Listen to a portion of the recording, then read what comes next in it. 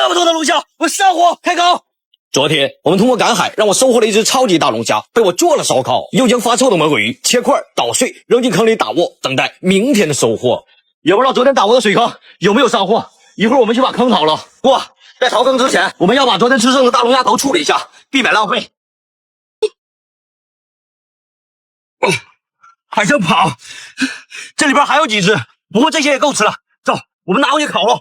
今天是发财了，我们抓紧生火烤龙虾。这么多的龙虾，我上火开烤。我们把这个海螺也烤上，这条青衣我们也给它烤上。这龙虾已经烤熟了，我们先吃龙虾。哇，我们先尝一个。哇，好多的肉啊！哇，剩下的这些龙虾我们作为夜宵